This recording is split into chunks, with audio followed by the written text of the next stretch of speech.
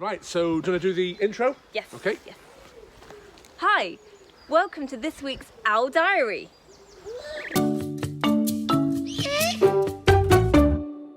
Hi there and welcome back to the channel. So I'd like to start this week's video by introducing Ellie here. She's our new senior zookeeper. Her role is to help with all the displays and events, and also to help with looking after the animals, both the birds of prey and the exotic animals. And Ellie, you've been doing it for a few weeks now. How are you finding the job so far? Yeah, really well. Definitely a much better step up from what I was doing before. Just loving all the birds. They've got such different personalities. Learning how to fly them, it's just been such great fun. That's brilliant. And you're holding Eva here, about to go off and do a display today with her and some of the birds. And she is our Canadian great horned owl, and partly her personality and partly the species, they can be quite feisty birds. She's quite an energetic owl, so you're getting used to handling her and the other birds okay now? Yes, yep. Definitely different personalities, all of them, but getting to know them all really well. That's brilliant. And of course we're going to be doing lots of things later this year. I'll be teaching her how to cope beaks and put equipment on and all that kind of stuff. Anyway, I better let you get off to work, otherwise you'll be late to the display. So yes. Thank you, have a great day, No problem. Even behave yourself. Lovely. Come on, Eva. Well, this point in the video, I'd like, do you know what, I'm going to have to bring that up a little bit higher, because Ellie, as lovely as she is, she's not the tallest girl in the world. There we go. So it's now time for a new feature in the weekly Owl Diary that we're going to call the Falconry Term of the Week. The falconry term of the week. Now in falconry there are lots of words and phrases which relate just to falconry, and sometimes when we're talking about birds of prey and how we handle and fly them and things, we use words and phrases that other people have no idea what they mean. So this feature, which I'll do every week, I'm going to introduce a new word or phrase. And this week I'm going to introduce you to the word baiting. Now the term baiting refers to when a bird that's tethered to a perch or perhaps the glove tries to fly, and of course it's stopped by that leash. Now baiting can happen for various reasons. The bird might see something it's interested in, off it goes to try and get to it. It may be spooked by something. I'm pleased to say that when we run our displays, most of our birds hardly bait at all, and when they do, it's just an occasional rare thing. It wouldn't really look very good if you had a bird baiting all the time, and it probably wouldn't be very good for its health either. But if you ever hear me say baiting, or if in case that bird baits, and that's what I'm referring to, the bird trying to fly from the glove or from a perch.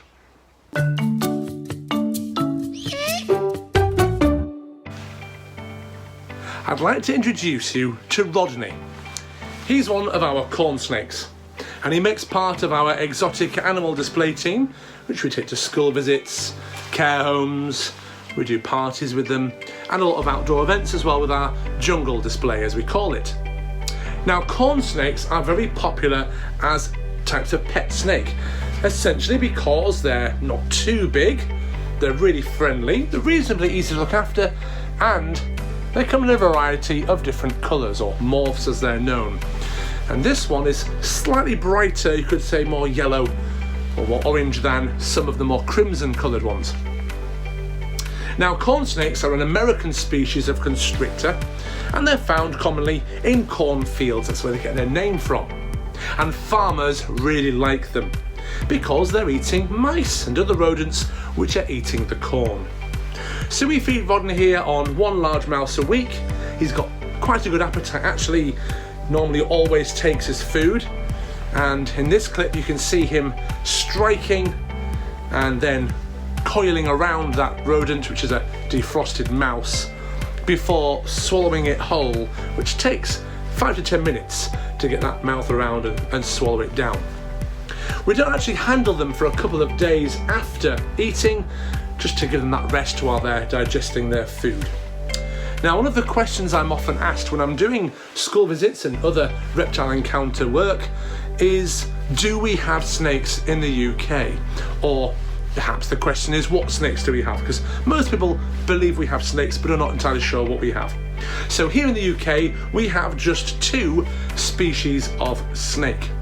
Now, I realise that some parts of the world that may seem very, very small. There are various parts of the world, for example Australia and America, where they have many different species. And in those countries, if a child, for example, is bitten by a snake, they are rushed to hospital And it's a race against time to determine which species it was that had been bitten by, so they can administer the correct antidote or antivenom. However, in the UK, we don't have that problem, because we have two snakes. One is a constrictor, a bit like the corn snake here, which is called the grass snake. And grass snakes are usually found around rivers and swamp and marsh areas, and they can even sometimes be seen crossing the road. And the other snake is the common viper, otherwise known more commonly as the adder. Adders don't want to bite us. They usually bite people only if they're scared, perhaps they're in a welly boot or something like that. And they are a very dangerous snake. The venom is very potent, but deaths from adders in the UK is almost unheard of. And all you've got to do is get to the hospital. I've been bitten by the adder. Oh, right, no problem. We'll take the snake antivenom. So there we have it. Rodney the corn snake, one of our many reptiles, and keep watching our videos because I'll be introducing our different exotic animals throughout the different owl diaries that we put out there.